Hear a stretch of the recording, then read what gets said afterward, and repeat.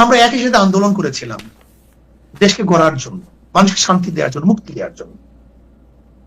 জিয়াউর রহমান সাহেবের আদর্শ নিয়ে তারা বক্তব্য দেয়, জিয়াউর রহমান সাহেব এই ছিলেন সেই ছিলেন, এই সেদিকে একজন বক্তব্য শুনলাম।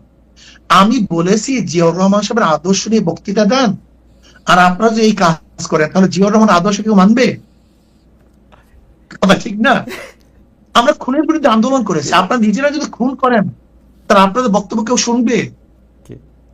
আপনারা চাঁদার বিরুদ্ধে আন্দোলন করেছে, এখন আপনারা যদি চাঁদা তুলেন তাহলে আপনাদের কেউ ক্ষমতায় নিবে? দেখেন আমাদের মূল কাজটা কি, রাজনীতি কেন করি খালিদ ভাই? রাজনীতি করে মানুষকে শান্তি দেওয়ার জন্য, মুক্তি দেওয়ার জন্য, মানুষ অধিকারকে প্রতিষ্ঠিত করার জন্য। কে কিসের জন্য করে জানি না, আমি তো এর জন্য।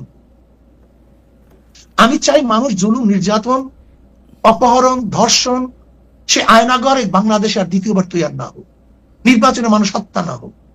আমার মা, আজকে আপনি খবর দেন, আজকে চাঁদা নেওয়া দেওয়ার কারণে স্বামীকে বেধড়ক ভাবে মেরে তার সামনে তার স্ত্রীকে ধর্ষণ করেছে, আজকের খবর। বিএনপির লোকজন করেছে, আজকের খবর দেখেন আপনি।